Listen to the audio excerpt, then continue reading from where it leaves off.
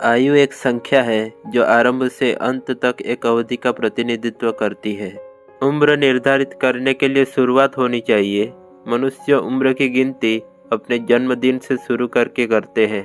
जैसे ही बच्चा पैदा होता है हम गिनना शुरू कर देते हैं। हम कहते हैं उसके जन्म को 7 दिन हो गए हैं, इसलिए वह एक सप्ताह का है। किसी व्यक्ति के जीवन का समय हमेशा उसके जन्म की तारीख से शुरू होता है। परमेश्वर की कोई शुरुआत नहीं थी, इसलिए हम उसकी कोई आयु निर्धारित नहीं कर सकते हैं।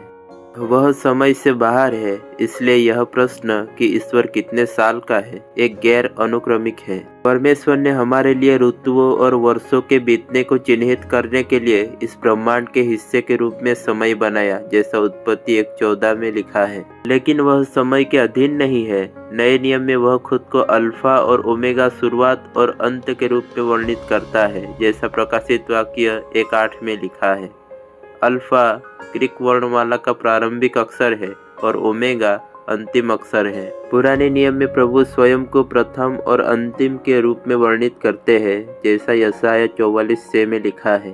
परमेश्वर कह रहे हैं कि वह हर समय मौजूद है। परमेश्वर के साथ कोई अतीत या भविष्य नहीं है।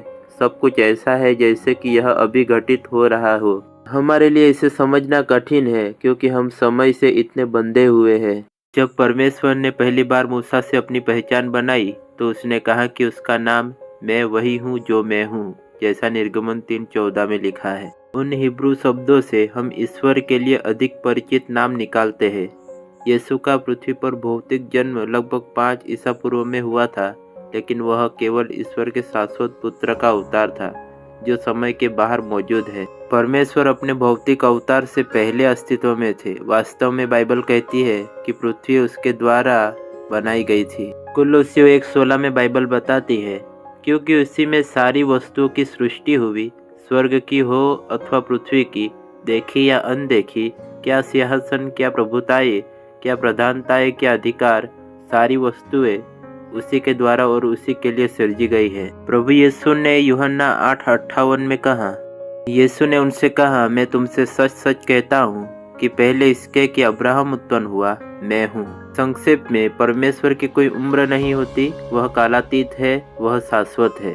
वह ब्रह्मांड को एक साथ रखता है और उसके बिना कुछ भी अस्तित्व में नहीं होगा। यदि ईश्वर का कोई युग था तो इसका अर्थ यह होगा कि उसकी शुरुआत थी और एक समय था जब कोई ईश्वर नहीं था।